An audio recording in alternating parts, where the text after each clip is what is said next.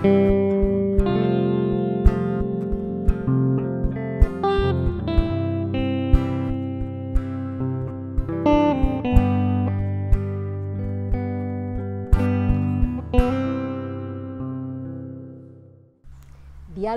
para la tierra, la agricultura de Lanzarote frente al antropoceno, sin agricultura, nada. Es el lema de las ingenieras agrónomas y el motivo de esta conversación. Con nosotros está Alicia Van Ostende, es la consejera de Agricultura, de Ganadería y Pesca del Gobierno de Canarias, agricultura, ingeniera agrónoma, sin agricultura nada, Alicia. Sin y bienvenida, nada. Antes que nada también, bienvenida a Lanzarote. Gracias. Muchas gracias, la verdad es que es un placer, y más en este entorno tan bonito, ningún lugar mejor que delante del Monumento al Campesino, ¿no? Con la temática que tenemos hoy sobre la mesa. Y yo creo que sin agricultura nada, podemos tener médicos, abogados, notarios, podemos tener de todas las profesiones, pero sin agricultura no tenemos lo más básico, que es la comida de todos los días. Por tanto, la agricultura es esencial, fundamental, por eso se llama sector primario, porque es el primario, el principal. Por tanto, sin agricultura nada. En el análisis de los datos podemos afirmar, estos nos permitirían afirmar que el sector primario en Canarias es un sector masculinizado. Sí, por supuesto, como en todos lados, ¿verdad? Que la mujer siempre ha estado ahí, pero siempre ha estado más invisibilizada, ¿no? De hecho, en el régimen agrario solo el 30% son mujeres, es decir, 3 de cada 10 trabajadores son mujeres frente a los otros 7 que son hombres, con lo cual sí estamos en disparidad. No solo eso, sino que además en los puestos de decisión, como también pasa en otros sectores, los puestos de decisión, los puestos directivos están copados prácticamente por hombres. La desigualdad por cuestión de género es una realidad más evidente en las zonas rurales. La invisibilidad se vuelve patente cuando eres mujer y eres rural, y además se añadiría una tercera invisibilidad si además eres una trabajadora del campo por cuenta ajena. ¿En qué medida se han incorporado la perspectiva de género a las políticas que implementa la consejería que usted dirige? Sí, es verdad que tenemos ese problema que tenemos de menor presencia de las mujeres y de esa invisibilización, ¿no? Sobre todo en las zonas rurales donde es más difícil acceder a determinados servicios que en las zonas urbanas, con lo cual para las mujeres es más difícil compaginar la vida familiar con la vida laboral. Es verdad que necesitamos tener políticas de discriminación positivas hacia las mujeres, ¿no? Por ejemplo, en las ayudas, en determinadas ayudas a inversiones o incorporación de jóvenes, en los baremos, que son los que puntúan cada expediente, pues damos más puntos cuando se trata de mujeres que solicitan la ayuda precisamente porque hay muchas menos que las piden. Por tanto, para favorecer que las mujeres que piden la ayuda tengan mayor probabilidad de conseguirla para poder incorporarse o hacer mejoras en sus explotaciones, pues yo creo que esas son medidas pequeñas pero importantes porque te facilitan a las mujeres. O por ejemplo, que los carnets de pesca recreativa sea más económico para las mujeres que para los hombres, porque es verdad que pocas mujeres tienen estas licencias de pesca. Bueno, pues también creemos que es importante facilitarlo, el acceso también a las licencias. Son ejemplos de que la política también es importante a la hora de poder posicionar a la mujer por delante, ¿no? Sin duda. ¿Y en qué ámbitos de aplicación? Porque también en la propia consejería, ¿no? Esa perspectiva de género debería atravesar en todos y cada uno de los eslabones hasta los propios usuarios, hasta las agricultoras y agricultores, pero también dentro de la consejería. ¿Qué medidas se han tomado? También dentro del trabajo interno de la consejería se aplica siempre la perspectiva de género para que haya igualdad de oportunidades entre hombres y mujeres, también dentro de la consejería. Cuestiones también tan importantes como la formación, por ejemplo, de nuestros jóvenes, ¿no? En las escuelas de capacitación agraria tenemos prioridad para la reserva de plazas, siempre tenemos garantizadas plazas en las residencias que tenemos en las escuelas para mujeres, precisamente para que no se queden fuera de esta formación, para facilitar la formación. O por ejemplo en la formación online nos hemos dado cuenta de que la mayor parte de las usuarias son mujeres porque les facilita mucho lo que es la conciliación, poder formarse, poder trabajar, poder tener una familia, hacerlo de forma online. Lo descubrimos durante la pandemia porque fue una necesidad hacer las cosas online, y luego se ha quedado porque hemos entendido que facilita sobre todo a las mujeres poder seguir formándose dentro de su vida diaria, dentro de su vida cotidiana, y facilitarles precisamente mejorar su capacitación. Bueno, el tiempo de pandemia por lo menos nos dio una pista, ¿no? de un montón de cosas que volveremos sobre eso, ¿no? La introducción de algunas medidas, has nombrado medidas de carácter discriminatorio de manera positiva con las mujeres. ¿Eso generaría de alguna manera un incremento de mujeres en las que son titulares de las explotaciones agrarias, ganaderas o pesqueras? Sí, vemos que cada vez más se van incorporando, cuando hacemos nuestras líneas de ayudas para incorporación de jóvenes, vemos que sobre el 40% son mujeres las que se incorporan a la actividad, además mujeres con un perfil muy determinado, ¿no? Mujeres jóvenes con formación, con capacitación y con proyectos innovadores. Creemos que eso es fundamental, porque además las mujeres creo que tienen una visión diferente, ¿no? La aplican en su vida diaria y en su trabajo, y por tanto creemos que parte del futuro, una gran parte del futuro del sector es femenino, esa mirada distinta y eso, buscar proyectos innovadores diferentes, que den productos de calidad, como vemos en nuestras queseras, en nuestras bodegueras, y tenemos casos cada vez más de mujeres que son punta de lanza para las que vienen detrás, que creo que son referentes. Esta semana, por ejemplo, teníamos unos premios de la Cátedra de Enogastroturismo de la Universidad de La Laguna, y 2 de las premiadas eran mujeres jóvenes, muy preparadas, una preparada en temas de aceite, que ha impulsado todo el cultivo de aceite en la isla de Tenerife, o la mejora del aceite, y otra que es de origen de Cabo Verde, y que también ha sido la primera mujer viticultora y enóloga en Cabo Verde, con lo cual tiene toda una carrera por delante en su país de origen.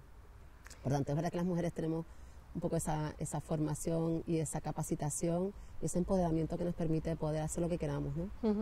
O sea, que dirías que el perfil de las mujeres que llegan en estos momentos al sector primario son mujeres incluso con carreras universitarias. Sí, también. Sí. Con todo tipo de capacitación, desde formación profesional, que en esta área es muy importante, ¿no? La formación profesional agraria, también la pesquera, porque son formaciones muy prácticas y de muy alto nivel, y también con formación universitaria de distinto tipo, ¿no? Distintos tipos de másteres, además con mucha orientación hacia la sostenibilidad, la agroecología, y también con toda la parte de industria, ¿no? De industria de las queserías, de la industria de la enología, ¿no? De la viticultura y la enología. Yo creo que son facetas y perfiles que tiene mucho desarrollo en Canarias y tiene mucha posibilidad de futuro. Ese sería, nos da la posibilidad de albergar un tipo de esperanza, ¿no? ¿Qué efectos ha tenido la ley de titularidad compartida en el caso de Canarias, Alicia? Bueno, pocos. La realidad es que menos de lo que nos hubiese gustado. Ya tiene bastantes años, de la época de Zapatero, la ley de titularidad compartida, y el recorrido ha sido muy bajo en Canarias. Lo que sí nos gusta es que cada vez tenemos explotaciones en las que la titularidad es femenina, ni siquiera compartida, sino que está en manos de mujeres. Eso también es positivo, ¿no? Que no tengamos que hacer la incorporación de una mujer dentro de una explotación, sino que sea la mujer la propietaria de la explotación. Sí, eso sería lo ideal si realmente existiera esa igualdad, pero sobre todo en determinadas edades era necesaria esa ley. La verdad es que los estudios demuestran que ha tenido pocos efectos, ¿no? en la práctica, ¿no?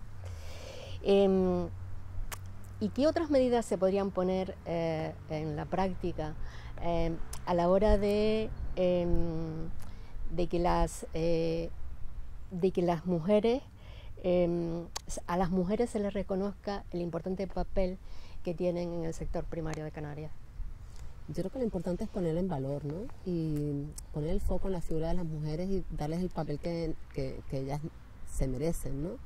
Desde el plan de la igualdad, no no desde un plan diferente, sino desde el punto de vista de la igualdad con respecto al género masculino, ¿no? Yo creo que ahí es importante también la labor que hacen todas las administraciones de visibilizar a la mujer, de esas jornadas que se hacen, no solo por el Día de la Mujer, de la mujer o de la mujer rural, sino todas esas actividades que se hacen día a día con todas las mujeres de las zonas rurales, no solo de formación, de empoderamiento y de visibilización. Eso creo que es fundamental.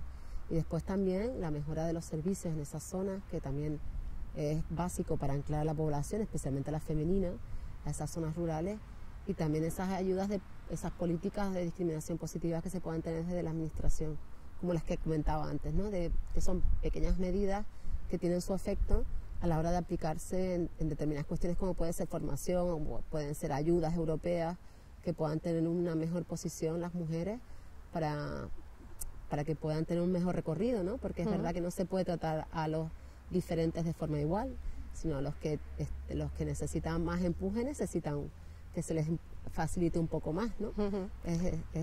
Eso se supone que es la forma justa de tratar, ¿no? a los diferentes, ¿no? Los que tienen más necesidad de apoyo, hay que apoyarlo más, y esas son las discriminación positiva que se hace hacia las mujeres. Vamos a cambiar un poco de tercio. Desde luego le ha tocado un mandato a partir de una realidad tremendamente compleja. A la crisis climática se le añade la crisis sanitaria sin precedentes. No era poco con eso, que la guerra en Europa, en Ucrania, las consecuencias, los efectos negativos que ha tenido para el sector. Pero no con eso hemos tenido en su isla de nacimiento, en La Palma, se ha producido la erupción de un volcán, que bueno, que no es solamente una cuestión de los palmeros, sino de todos los canarios y las Canarias. ¿Cómo va La Palma? Sí, fíjese, si es una cuestión de todos los canarios, que el hecho de que, por ejemplo, en La Palma no se produzcan los plátanos que se producen anualmente, significa que está llegando muchísimo menos plátano a la península. Estamos teniendo problemas de mercado porque es difícil competir con la banana.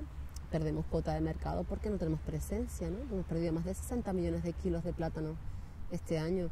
Y bueno, en La Palma vamos poco a poco, paso a paso. Es verdad que a veces nos gustaría ir más rápido, pero es verdad que también es complejo, ¿no? Por la parte, no solo la parte administrativa, sino también la parte natural, ¿no? Es decir, las coladas todavía están muy calientes, hay todavía un montón de indeterminación con determinadas cuestiones, los gases. Pero bueno, vamos dando pasos, por un lado, pagando esas indemnizaciones por las pérdidas de renta, todo lo que se ha perdido por culpa del volcán o por culpa de la ceniza, digamos, para mantener la economía local en unos mínimos, ¿no? En mantener la economía local mientras pasamos todo esto. Por otro lado, tenemos subvenciones para reparar todo aquello que cayó por la ceniza, como invernaderos, como planta que se secó. Y por otro lado también estamos trabajando también en un estudio de viabilidad para ver si se puede reconstruir sobre la lava todas esas fincas de platanera, que digamos que es una de las zonas plataneras mejores de Canarias, y bueno, por tanto entendemos que es un motor económico del valle y que tenemos que estudiar la posibilidad al menos de intentar reconstruir, ¿no? Como hicieron nuestros abuelos, que siempre se construyó sobre Malpaís, sobre lava. Se añadió tierra, se hicieron muros y sobre esa tierra se plantó como si fuese una maceta gigante, ¿no? Por hacer un ejemplo simple. Esa es un poco la idea que tenemos, y bueno, vamos marcando pasos y bueno, es verdad que es una labor complicadísima, yo creo que es una labor a la que nunca nos hemos enfrentado, sinceramente, pues cuestiones que uno nunca sabe cómo pueden terminar, ¿no? Pero bueno, tenemos un equipo completo volcado en la consejería para atender todos los problemas de la isla de La Palma, porque entendemos que es importante para toda Canarias. Desde luego, ojalá que encuentren pronto ese camino para evitar de forma amable el volcán, como lo hacemos también, como lo hemos hecho también en Lanzarote, ¿no? Poníamos todos esos aspectos que describíamos anteriormente, ponen sobre la mesa la necesidad de un plan de soberanía alimentaria. ¿En qué consiste ese plan de soberanía alimentaria para Canarias? Bueno, hemos estado trabajando desde hace más de 2 años en ese plan, que es verdad que es bastante complejo. y es verdad que hemos tenido tiempos muy convulsos en los que a veces hemos tenido que retrasar, digamos, estos trabajos por otras urgencias, ¿no? Como el volcán, como el COVID, pero sí que prácticamente lo tenemos culminado, y digamos que este estudio se basa en un estudio pormenorizado del sistema agroalimentario de Canarias para saber cuáles son esos factores de riesgo y los factores de éxito también que tenemos para poder establecer líneas de trabajo. Tenemos unas 40 y tantas líneas de actuaciones determinadas ya, especificadas en este plan de trabajo, que nos servirán de guía para los próximos años poder establecer pues esas líneas de trabajo de que lo que necesitamos es que nos ayuden a poder tener mayor producción en Canarias para depender menos del exterior, ¿no? Ese es un poco el objetivo, no depender tanto de fuera. Ahora nos damos cuenta a veces de que es difícil depender de fuera, de que es arriesgado, ¿no? Cuando hay una huelga de transporte, cuando hay una guerra, cuando hay una pandemia, cuando suben los fletes, los costes del transporte. Es decir, cada vez necesitamos ser más independientes también. Lo vemos desde el punto de vista energético, ¿no? Tenemos que tener nuestra propia energía alternativa, ¿no? Pero también tenemos que tener nuestra propia comida, por lo menos intentar tener lo más posible. Y es verdad que es difícil porque el modelo agrícola en los últimos años ha sido, en los países desarrollados, de más bien deslocalizar la producción a terceros países y traer comida barata de otros países, igual que hemos hecho con otros productos, ¿no? Pero es verdad que quizás es el momento de replantear, dada la situación, dado el tema del cambio climático, del coste de los insumos, del coste energético, pues intentar cambiar el modelo y buscar producir más, ¿no? Producir más significa ser menos dependiente, producir más significa también tener más economía local, tener más zonas rurales, más vivas, ¿no? Es decir, yo creo que es todo beneficio, ¿no? Es verdad que es muy difícil cambiar el sistema, es como una gran rueda que tienes que parar y tiene que hacerse poco a poco, ¿no? Bueno, por eso el plan estratégico yo creo que es importante tener ese estudio de base y poder tener líneas de trabajo que nos permitirán en el próximo año, que gobierne quien gobierne, tener ese documento que nos permita a todas avanzar hacia un mismo objetivo, que al final es independiente de las ideas políticas, sino yo creo que al final es un objetivo estratégico de cualquier territorio insular, ¿no? Desde luego. Y máxime, tú has nombrado justo la palabra, ¿no? o el concepto. Estamos en un territorio insular y desde luego debemos tener mayores niveles de seguridad y soberanía alimentaria, ¿no? Dentro de este plan de soberanía alimentaria estaría inserto el Plan Forrajero de Canarias, el PFORCA. Sí, por supuesto también, porque no solo es la soberanía del alimento para nosotros, sino también para los animales, ¿no? Es decir, también hemos visto este último año como la inflación, sobre todo en la comida de los animales, en los forrajes, en los cereales, eso se ha duplicado prácticamente, lo que significa que las granjas, que las explotaciones ganaderas están teniendo un montón de problemas, sobre todo las que son más intensivas, las que dependen más de ese contenedor que viene de fuera con el cereal, ¿no? Aquellos pequeños ganaderos que hacen pastoreo, por ejemplo, han podido capear la crisis de forma mucho mejor, ¿no? que esas ganaderías intensivas. Por tanto, el plan forrajero, a pesar de que también es muy complejo, porque tenemos muchas limitaciones en Canarias para el cultivo de forraje, ¿no? Limitaciones en el coste de la tierra, en la disponibilidad de agua. Estamos en una isla como Lanzarote, si aquí tuviésemos mayor disponibilidad de agua, tendríamos zonas de cultivo maravillosas, ¿no? Con suelos muy fértiles, pero esa falta del recurso nos limita muchísimo a la hora de poder tener una producción agrícola y también forrajera. Pero en Lanzarote había un estudio de plantas silvestres forrajeras, y la vinagrera, por ejemplo, recuerdo verla en el listado, y esa no necesita grandes cantidades de agua, y de hecho se corta y de nuevo vuelve a salir. O sea que la cuestión es de nuevo un cambio de mirada, ¿no? Un cambio de modelo. Sí, por supuesto, otra vez un cambio de modelo, buscar lo que hacen nuestros abuelos, ¿no? Cada uno plantar su forraje. Es verdad que es un trabajo complejo el trabajo de un ganadero, sobre todo si es un ganadero que también hace queso, ¿no? Tener que ir a buscar el pasto, tener que alimentar a los animales, tener que ordeñar, luego hacer el queso, es verdad que son jornadas infinitas. Por eso también se entiende que la facilidad de poder tener ya en la puerta el forraje, ¿no? pero es verdad que quizás tengamos que ir cambiando el modelo, y es verdad Sí. que tenemos forrajes maravillosos y Mm. muy rústicos como la vinagrera o el tagasaste, es decir, tenemos forrajes que son de primera calidad y que además tienen muy pocas necesidades de agua, Ujú. son los que usaban nuestros abuelos. Es curioso porque describía toda una serie de dificultades en el sector de la ganadería, y viendo los datos en ese subsector, es donde más mujeres hay, ¿no? Es curioso. Es curioso, sí, normalmente además en las ganaderías se reparten las labores, ¿no? Ujú. Los hombres son los que normalmente cuidan de los animales, las mujeres son normalmente las que hacen el queso. Tradicionalmente era siempre así, ¿no? Ujú. Y bueno, ahora se incorporan muchas mujeres, además muchas jóvenes que son Sí, hijas de ganaderos curioso, o sí. incluso que no tienen nada que ver con el sector y que están trabajando muy bien, ¿no? Haciendo quesos de artesanales, de mucha calidad, Ujú. que tienen una buena salida en el mercado, ¿no? Que al final lo que tenemos que buscar es productos de valor añadido, ¿no? Productos que al final den una renta suficiente a los trabajadores, ¿no? A las ganaderas, que al final el fruto de su trabajo es una renta suficiente, ¿no? Una renta Claro. digna. Claramente, ¿no? En el cronograma del plan forrajero se establecía que para el año 2020 la autonomía de ese forraje fuera en torno al 10%. Eso ya ha pasado el 2020. ¿En qué situación estamos de autonomía forrajera para Canarias? Muy baja, muy baja. De hecho, no se consiguieron esos objetivos en el antiguo plan forrajero. Realmente solo hubo 2 islas que cumplieron mínimamente los objetivos, que fueron Gran Canaria y La Palma, que sí que hicieron inversiones en determinada maquinaria y empezaron a hacer sus propios cultivos forrajeros, los cabildos, con apoyo de algunas asociaciones locales, ¿no? Al final entendemos que son los cabildos los que conocen el terreno. Cada isla es tan distinta una de la otra que lo que vale en Lanzarote no vale en La Gomera, es que son completamente diferentes. Por tanto, entendemos que son los cabildos los que tienen que impulsar los planes forrajeros. Este año lo que hemos hecho ha sido darle la vuelta, dar la subvención directamente al cabildo, y que sea el cabildo, cada cabildo, que implemente su plan forrajero de cada isla.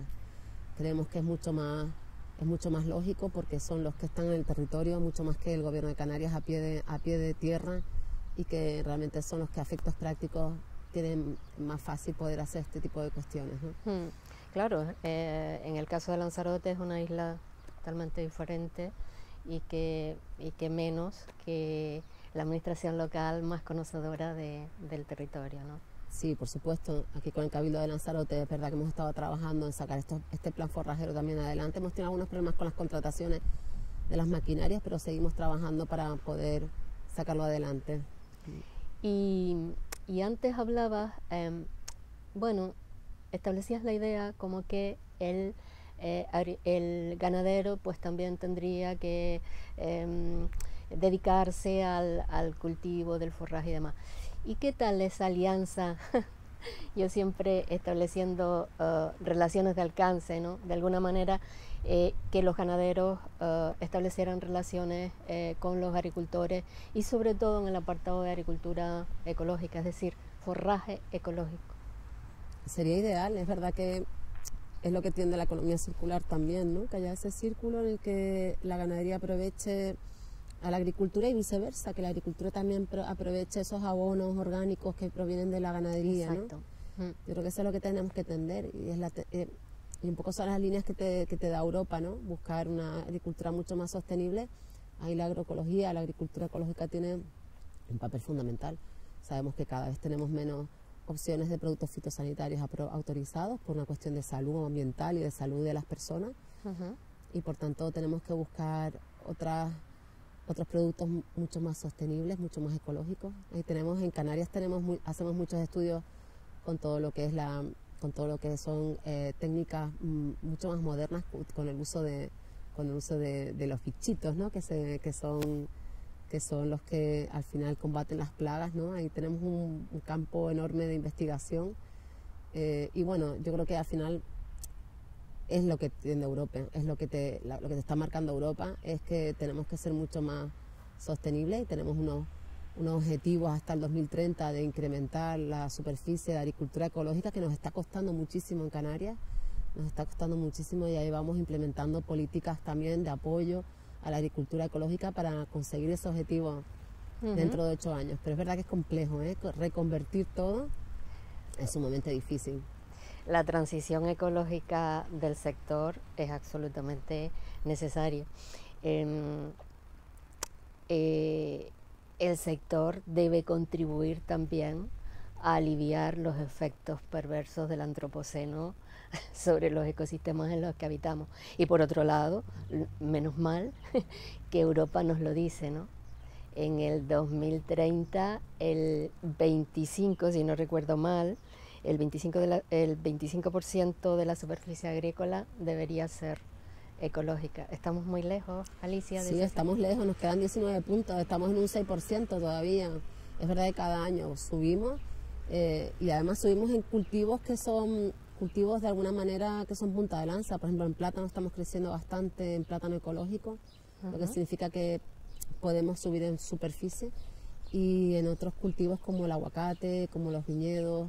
Es decir, tenemos mucho recorrido por delante para implementar técnicas de agricultura ecológica, porque en algunos ya prácticamente se utiliza. En el viñedo, por ejemplo, hay pocos productos que se utilicen. Es bastante sencillo poder cambiarse a unas tareas agroecológicas, ¿no? Y al final va a ser la tendencia. Además, desde la consejería, bueno, pues damos apoyo para mejorar los ingresos de los agricultores que hacen este tipo de agricultura, con ayudas específicas dentro del PDR para agricultura ecológica, y también facilitamos con determinados proyectos como ecocomedores o como ecolocal, facilitamos que se concentren los productores ecológicos, facilitar la venta de los productos ecológicos, pues a través de estos proyectos que se impulsan desde el gobierno, que intentan ser catalizadores, ¿no? Dinamizadores del sector. Pero es verdad que es complejo, porque es un sector que normalmente siempre ha estado muy atomizado, pequeños productores que han empezado por filosofía de vida, ¿no? Creo que por principio, a hacer agricultura ecológica, y es verdad que es difícil la concentración de productores para poder ir al mercado con una producción organizada, ¿no? Eso siempre ha sido un poco el problema principal de la agricultura ecológica, la falta también de sensibilización a veces de los consumidores. Por eso, con estos proyectos lo que intentamos, por un lado, es facilitar que se agrupen los productores, facilitar también, concienciar también a los consumidores de la importancia de una dieta saludable. Creo que son muchas piezas que al final consiguen que incremente la superficie de agricultura ecológica en Canarias. Además, en Canarias tenemos muchísimos potenciales clientes que son nuestros turistas, y sobre todo los del norte de Europa, que ya están concienciados, la mayoría de ellos, sobre las bondades del producto ecológico, ¿no? Y tenemos un segmento de mercado interesantísimo, que son esas visitantes que vienen a Canarias, esa población flotante. Sí. Claro, este proyecto o este plan que se llamaba Crecer Juntos, de alguna manera lo que tenemos que hacer es, ¿no te parece? Tendríamos que alcanzar a ambos sectores, pero que caminaran de una manera sostenible ambos, ¿no? Yo diría que, a ver qué te parece a ti, yo pienso que el sector, la sostenibilidad del sector turístico pasa necesariamente por el incremento de la producción orgánica y que sea consumida por ese sector, ¿no? Sí, fundamental. Si queremos un turismo de calidad en Canarias, yo creo que tenemos que ir buscando ese turismo no solo de sol y playas tradicional de Canarias, sino buscando más elementos. La gastronomía es fundamental, el producto local, el producto de agricultura ecológica, son ejemplos claros de que aportan un valor intangible al turismo, ¿no? No solo los paisajes, estamos cerca de la Jeria. Este paisaje es un paisaje agrario que suma muchísimo al producto turístico de Lanzarote.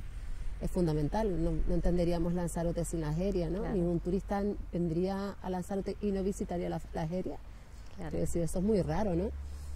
Por tanto, ese binomio turismo y agricultura es importantísimo. Teníamos este proyecto Crecer Juntos y lo hemos implementado con encuentros muy cercanos entre los dos sectores, ¿no? Haciendo encuentros entre directivos del sector turístico, productores del sector primario. Hicimos uno hace un par de semanas aquí en Lanzarote con la asociación, con ASOLAN, la Asociación Turística de Lanzarote, que también aporta mucho y colabora con nosotros en este tipo de encuentros que creemos que son fundamentales, porque es que se encuentren las personas que trabajan en los dos sectores, que establezcan redes de contacto, de manera que por un lado el sector turístico sepa lo que se produce, que a veces ese contacto no llega a producirse, ¿no? A veces nos sorprendemos, y después que valoren lo que tenemos y lo compren para sus establecimientos.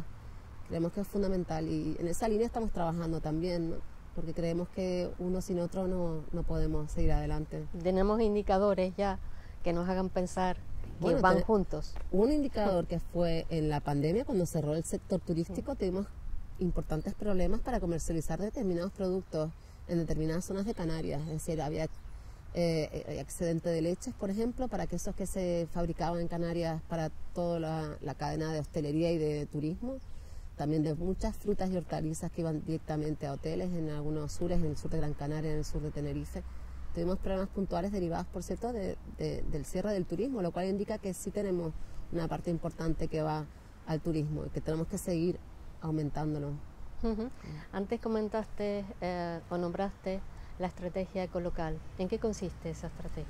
Bueno, la estrategia ecolocal es una suma de acciones que van encaminadas por un lado, a hacer formación, dinamización de la parte de los productores con distintas acciones durante el año y por otro lado también trabajar la parte de la comercialización, ¿no? De la venta, con esa formación también y sensibilización, promoción hacia el consumidor. Eso es un poco a grosso modo, ¿no? Digamos que es trabajar en la dinamización de todo el sector desde la producción hasta el consumidor. Ese es un proyecto muy interesante a largo plazo y luego tenemos también el de Ecocomedores, que es un proyecto que ya está bastante establecido, que tenemos más de 10.000 niños que comen y niñas que comen todos los días productos ecológicos en los colegios de Canarias, de manera que el colegio, la cocina del colegio hace los pedidos a los productores locales de la zona, productores ecológicos a través de una aplicación móvil. Los productos se entregan en el colegio y se hace una dieta, unos menús escolares apoyados por la consejería en esa orientación de los menús para que los niños coman de una forma mucho más saludable, ¿no? Más productos locales, más frutas y verduras y también se hace también esa tarea de formar a los niños en la comida de frutas y verduras, que sabemos que muchas veces los niños pues son reticentes a comer a veces frutas y verduras, ¿no? Por tanto, también en los colegios se hace formación a través del juego con los niños para que se acostumbren a la dieta saludable y que después la repitan en su casa también, ¿no? Y que en el futuro sean adultos también saludables. Con lo cual es un proyecto muy bonito porque va desde mejorar a los productores, venden todo el año el producto al mismo precio, saben lo que tienen que plantar y además los niños tienen un resultado fantástico. No, pues son el tipo de políticas que mejoran y transforman una sociedad. A mí me parece que es un proyecto extraordinario. Sin embargo, ¿cómo extenderlo y mejorarlo? Porque en Lanzarote, por ejemplo, solo teníamos un ecocomedor, el Capellanía del Llávago. Este año se añadió otro, pero sin ser de gestión directa, con un catering. Muchas veces ese ecocomedor que no es de gestión directa, muchas veces es difícil controlar, de tal manera que una auditoría para mejorar ese control y mejorar un poco y asegurarse por parte de la administración, yo creo, y de todos los agentes implicados en ese proyecto, que realmente ese ecocomedor lleva ese nombre porque está cumpliendo con... ¿Qué hacer? Sí, ¿Qué más hacer? Es verdad que hemos empezado por los de gestión directa, es decir, los colegios que tienen comedor propio, ¿no? Con la cocina en el propio colegio, y todavía de eso nos faltan por integrarnos. La previsión es que al final de este curso escolar esté el 100% de esos comedores en ecológico, en el proyecto de ecocomedores. Y nos está costando también bastante por la tipología de cada isla, es decir, hay islas como Lanzarote, que hay escuelas unitarias que no tienen las instalaciones, no tienen cocina propia, y se ha estado trabajando en facilitar que se puedan poner esas instalaciones, ¿no? en islas como La Palma la dificultad es que hay muchos colegios que están muy lejos, con pocos alumnos y que la logística se complica mucho. Es decir, que es verdad que es más fácil en las islas mayores, en las zonas metropolitanas, es mucho más sencillo porque la población está más concentrada y por tanto el transporte, la logística, todo es más sencillo. Pero por tanto tenemos que seguir mejorando esas cuestiones, esas limitaciones que tenemos, tanto de infraestructura en los colegios como de logística, de transporte y organización, digamos. Tenemos varias mesas de trabajo precisamente en la consejería para ir destrabando todas esas cuestiones, pero es verdad que el objetivo de este año es terminar el 100% de los colegios con gestión propia y después empezar con los de gestión externa, que como decía es más complejo el control sobre que lo que se realmente llega al colegio, al menú, es lo que se le ha comprado al productor, ¿no? Entonces ahí hay que hacer otro tipo de controles que dificultan más también a nosotros mismos el control y la aplicación del proyecto, ¿no? No, ese proyecto también atraviesa diferentes áreas, sobre todo educación y sanidad, ¿no? Hay buenas relaciones porque pienso que la buena comunicación en todas esas consejerías, entre consejerías, entre esas diferentes administraciones públicas es condición necesaria, ¿no? Sí, la verdad es que en este caso hemos tenido el apoyo fundamental de Manuela Armas, que es la consejera de Educación, que ustedes la conocen muy bien porque es aquí desde Lanzarote. Y ella sí está muy implicada porque está muy convencida de que esto es un proyecto interesante para los niños, ¿no? Desde el punto de vista educativo y también desde el punto de vista del sector primario, del desarrollo del sector primario. Este proyecto es muy bonito, necesita organización, pero no necesita una gran inyección de fondos, sino organizar y facilitar, ¿no? Y eso al final es lo que tenemos que hacer a veces de la administración, facilitar y dinamizar todos los sectores. Por tanto, sí, con Manuela Armas, que es la consejera de Educación, que es la mayor implicada en esto, que es al final la que gestiona todos los colegios, bueno, hemos tenido un apoyo importantísimo. Vamos a ver. Desde Lanzarote le hemos hecho llegar algunas peticiones que me gustaría que repasáramos y nos diera su parecer y su posible solución, ¿no? En el caso del PDR, que en enero será la PEPAC, es decir, el Plan Estratégico de la Política Agraria Común, ¿no? Habíamos hablado antes también de ficha presupuestaria, ¿no?, asignada a la agricultura ecológica y en realidad siempre se queda esa ficha presupuestaria de Canarias por debajo de la estatal. ¿Hay visos de resolución en este aspecto, quizás con la nueva estrategia de la política agraria común? Bueno, lo que hemos hecho este último año ha sido mejorar la aplicación de esas ayudas, porque es verdad que tenían una serie de horquillas que penalizaban a medida que aumentabas el tamaño de la explotación, te penalizaba la ayuda. Lo que hemos hecho ha sido cambiar la interpretación del PDR y ahora también del plan estratégico para llegar a más agricultores con estas ayudas. Es verdad que nos quedábamos por debajo, no teníamos el 100% de gasto de esa ayuda, con lo cual podemos todavía crecer, tenemos ficha financiera suficiente para esa ayuda. Es verdad que lo que hemos hecho ha sido facilitar y mejorar las ayudas a muchos productores. Eso motivaría o sería un incentivo a la hora de tener un mayor número de productores ecológicos, digo yo. Sí, por supuesto, porque es verdad que cuando se hace una reconversión de agricultura convencional a ecológica hay momentos en los que baja el rendimiento, ¿no? En los momentos de reconversión. Entonces creemos que es un buen apoyo para primero reconvertirte a ecológico, ¿no?, y mantenerte después en la agricultura ecológica. Eso yo creo que son las políticas positivas para favorecer que crezca la agricultura ecológica. Había muchos problemas antes con el registro vitícola. Sí, hemos visto que se ha publicado un nuevo decreto. Recuerdo que los primeros escritos que salían de aquí de Lanzarote los hicimos desde el Consejo de regulador de la denominación de vinos de Lanzarote en el 2013, cuando yo era la presidenta de dicho consejo, ¿no?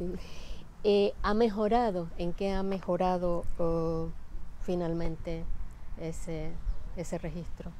Sí, la verdad es que cuando llegamos a la consejería nos encontramos un cúmulo de recursos de personas que habían solicitado la ayuda esta específica, que es la ayuda a la superficie de viñedo, que es una ayuda que se da por hectárea anualmente al viñedo, a la viña, y mucha gente no podía optar porque no estaba en el registro vitícola, bien porque no coincidía con las cartografías del SICPAC, o bien porque no tenía problemas como, por ejemplo, cómo justificar la titularidad del terreno, que pasa mucho en islas con minifundios, como puede ser Lanzarote, como puede ser La Palma. Hay muchos problemas de recursos de ese tipo.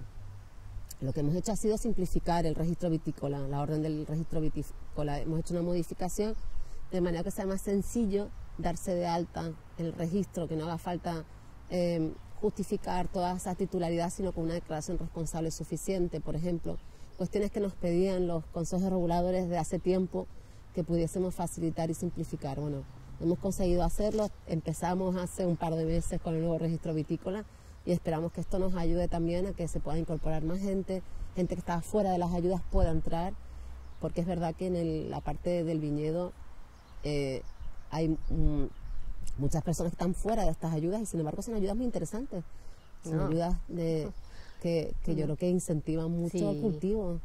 Además que yo creo que son las mejores ayudas que tenemos en Europa al viñedo, es decir, que son ayudas que son, bueno, yo creo que positivas, ¿no? Y que son fundamentales. En cuanto a las ayudas agroambientales, sufren retraso en las convocatorias. ¿Qué podemos hacer para que esto no suceda? Porque consideramos que son fundamentales a la hora de mantener y conservar paisajes, esos cultivos en pendientes o en terrazas o las gavias, creo que son importantes. ¿Qué podemos hacer al respecto? Bueno, las ambientales son compromisos que se adquieren por parte del usuario durante X años, normalmente son 5 años de mantener esas prácticas ambientales. Entonces todos los años sale la ayuda y todos los años se cobra antes o después, pero es verdad que van año por año, ¿no?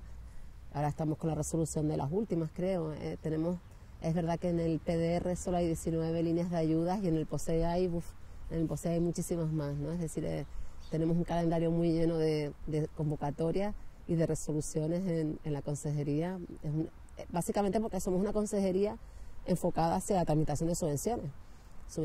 Nosotros tramitamos al año casi 300 millones de euros entre unas subvenciones y otras, es decir que está muy enfocado a esa labor, ¿no? Eso no quita que también busquemos trabajar en políticas agrarias, ¿no? No todo subvención, también hay que buscar las cuestiones como lo que hablábamos antes, proyectos que sean dinamizadores como esos de agricultura ecológica, como el plan de soberanía alimentaria, es decir, tenemos que seguir trabajando otras líneas, no solo la ayuda directa que es necesaria, porque en Canarias tenemos sobrecostes muy importantes y esos sobrecostes con respecto a Europa hay que compensarlos y esas son nuestras ayudas, son esas ayudas a los sobrecostes de producción.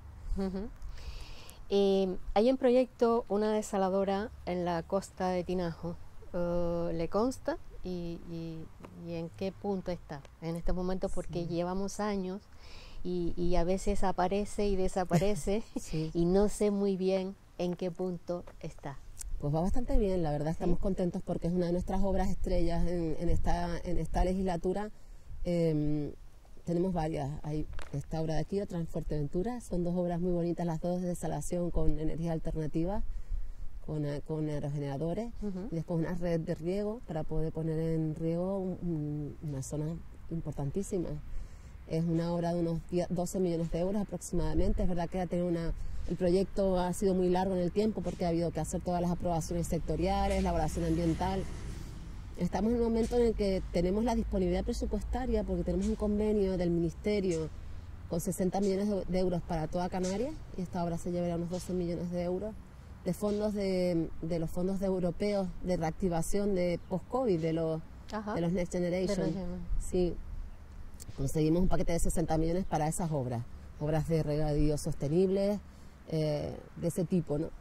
Por tanto, como candidata fue una de esas y se logró la financiación con el Ministerio. Se está trabajando para cerrar ese convenio entre el Ministerio, la SEIASA, que es la empresa pública, y también con la Administración de Lanzarote. Aún no sabemos si con el consorcio o con el Consejo Insular de Agua, para que se pueda cerrar ese convenio y poder culminar Ahí había una cuestión de unas medidas de unas olas donde va el emisario que hemos estado analizando en los últimos meses con los surferos de la zona y ya prácticamente con eso creo que podremos estar en disposición de poder sacar el proyecto adelante, con lo cual yo creo que sería una obra excelente para Lanzarote, una obra fundamental. Sin duda.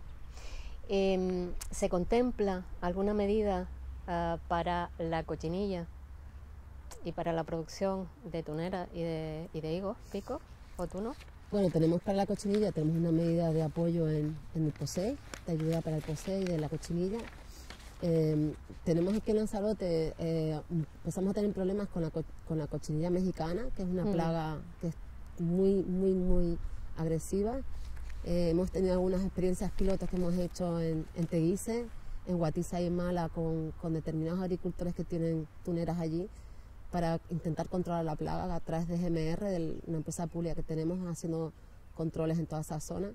Seguiremos con eso porque es un problema que realmente nos está afectando mucho en Lanzarote, en Tenerife y en La Palma, ¿no? Estamos intentando controlar también que no se vaya a otras islas a las que quedan, porque es una plaga muy agresiva, ¿no? Para la tunera. Y con un control complejo, porque tenemos un control con jabón potásico, ¿no? Con lavados de jabón potásico, y estamos también trabajando, investigando en el ICIA con lucha integrada, con los bichitos, ¿no? Buscando parásitos de esta cochinilla, pero también es verdad que es muy difícil controlarla porque hay mucha tunera silvestrada en zonas que están en zonas suelo rústico abandonado, es decir, que es una plaga que nos está dando muchos quebraderos de cabeza y en la que seguimos trabajando para intentar contenerla. Por parte de la administración, ¿existe algún plan que motive la cooperación entre los agricultores y agricultoras de las islas? Sí, creemos que es fundamental el asociacionismo, ¿no? Es verdad que en Canarias a veces adolecemos de tener más cooperativas o más sociedades de transformación o más. Y sí, a través de GMR tenemos un plan de asociacionismo que es un plan que lo que viene es a acompañar a las cooperativas que existen ya o a las que se quieran generar en todos los procesos de una cooperativa, desde la constitución de la cooperativa hasta la parte financiera o la parte comercial o la parte productiva, ¿no? Es decir, cualquier cooperativa que tenga una necesidad puede contactar a través de este plan con la empresa pública y ofrecemos poder por una consultora externa unas ayudas puntuales, ¿no? Por ejemplo, si una empresa quiere mejorar su producción o mejorar la imagen de la empresa, es decir, cualquier cuestión en la que podamos apoyar a esas cooperativas, yo creo que es positivo para que mejorar también dinamizar también el sector, buscar un tejido asociativo mejor en Canarias. Sí, sí. ¿Qué le parece la condicionalidad de las ayudas públicas a supeditarla a la sostenibilidad económica, social y medioambiental del proyecto o de quien la pide? Creemos que es fundamental. Es verdad que nosotros en Canarias tenemos limitaciones también, ¿no? Es decir, la condicionalidad en Canarias se mantuvo en la última PAC, en el último periodo financiero. En el resto de Europa se hizo una condicionalidad más reforzada que aquí. Aquí mantenemos una condicionalidad mínima, es decir, unos compromisos medioambientales de los perceptores de ayudas básicos, ¿no? De uso de fitosanitarios, de condiciones de bienestar animal, todas esas cuestiones necesarias para poder hacer una agricultura sostenible. Con la nueva PAC, con la PEPAC, como hablábamos antes, en el resto de Europa hay nuevos ecoesquemas que son prácticas ambientales ligadas a la explotación que debes hacer si quieres mantener tu nivel de ayuda. Son prácticas ambientales que en Canarias son muy difíciles de aplicar porque son prácticas ambientales como mantener prados permanentes, por ejemplo, cuestiones que en Canarias por la limitación de espacio es muy difícil de mantener. Hemos conseguido que esa parte de ecosquemas no se aplique de momento en Canarias, que podamos seguir manteniendo nuestra condicionalidad, la que teníamos antes, a la que ya estamos acostumbrados y estamos haciendo bien. Yo creo que se está haciendo de forma muy positiva y por tanto seguimos manteniendo esas cuestiones relacionadas con la producción, cuestiones ambientales y de bienestar necesarias para ser sostenibles. Es fundamental desde todos los puntos de vista, pero también el económico. También necesitamos sostenibilidad en todos los puntos, ¿no? A veces hablamos de sostenibilidad en Europa, pero no lo que viene de fuera. Eso es otro tema, ¿no? Eso es otra batalla que tenemos con Europa. Es decir, vale, nosotros somos sostenibles pero lo que viene de fuera también debería hacerlo, ¿no? Sí, sí, claro. Porque tenemos que trabajar en igualdad de condiciones. Sí, sí. Eh, Es más que reconocido que tratar, como decíamos antes, apuntabas en esa dirección, que tratar de forma o paritaria a los que son desiguales no hace sino ahondar las diferencias o andar en las desigualdades, ¿no? Para evitar esta situación que provoca la doble insularidad, debemos revisar un poco el POSEI y sobre todo para tener sensibilidad con islas como estas, que a veces los cultivos son de secano,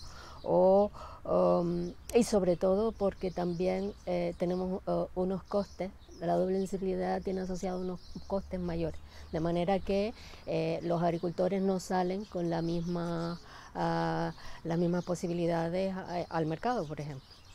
Sí, efectivamente, hemos detectado que es verdad que en las islas no capitalinas los costes son superiores por el doble salto, ¿no? Muchas veces de los insumos, tanto a la llegada a la isla como luego a la salida, ¿no? Cuando tienes que vender tu producción. Y es verdad que, por ejemplo, en ganadería hemos conseguido en el POSEI del próximo año ya hacer una diferenciación entre las subvenciones a la leche de las explotaciones de islas no capitalinas de las islas capitalinas, incrementando las ayudas a la producción de leche para las islas no capitalinas, porque entendemos que en los forrajes es muy importante la diferencia de precio que hay y que al final es lo que te da rentabilidad o te da un sobrecoste en la explotación. Este es el primer paso, porque nunca se había hecho una visión del POSEI así. El POSEI siempre había sido a nivel Canarias, sin diferenciar entre una isla y otra, ¿no? Este es el primer paso y lo hemos enfocado hacia la ganadería y entendemos que el POSEI tendrá que seguir derivando en ese sentido, porque si estamos hablando de compensar los sobrecostes, pues habrá que ser justos, ¿no? Los sobrecostes no son los mismos en las islas capitalinas que en las no capitalinas. Es mucho más difícil producir en una isla no capitalina.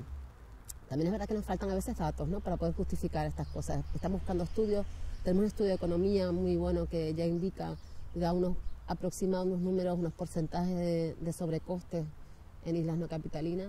Y en esa vía tenemos que seguir trabajando porque al final todos los canarios tenemos los mismos derechos, ¿no? Y es lo que decía, tratar de forma igual a los que no son iguales no es justo. Tenemos que intentar empujar a los que les está costando más, que son las islas no capitalinas. Y de hecho, si nosotros queremos que no se despoblen las islas no capitalinas, ¿no? Porque tenemos islas en las que aparece una población muy envejecida. Quizás no es el caso de Lanzarote, porque es verdad que Lanzarote es una isla joven, igual que Fuerteventura, con un crecimiento demográfico importante. Pero sí es el caso de La Gomera, del Hierro, de La Palma, que han ido un poco hacia atrás, en el sentido de que la población se envejece. Importante que son islas que hay que darle también ese empujón, y por tanto yo creo que el POSEI habrá que irlo evolucionando. Es un documento dinámico, es decir, es un documento que puede ir modificándose cada año, y de hecho se modifica de forma importante cada año. En estos 3 últimos años hemos hecho modificaciones sustanciales en el POSEI y creo que tiene que ir así, también dinamizándose a la par que el sector, ¿no? De las necesidades del sector. Creo que hemos hecho un amplio repaso por cada uno de los capítulos que conciernen al sector primario de Canarias y de Lanzarote, ¿no? Quizás se nos haya quedado un poco en el tintero la ley de la cadena alimentaria, pero bueno, lo dejamos para otra ocasión.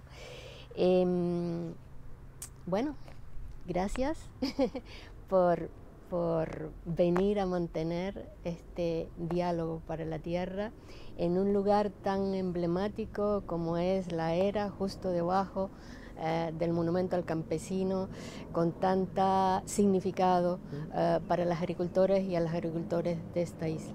Hoy se ha producido un hecho realmente insólito, porque una consejera de Agricultura, Ganadería y Pesca del Gobierno de Canarias se ha sentado a hablar de manera tranquila con una agricultora de Lanzarote, de una isla menor, que practica la agroecología, que encima forma parte de un proyecto cooperativo. Es decir, se han unido todas las cuestiones excepcionales. Espero que con este diálogo podamos convertir esas cuestiones excepcionales en algo normal. Muchas gracias por aceptar esta invitación. A ustedes, gracias por vernos y por escucharnos. Entre todas y todos podemos construir otra isla posible.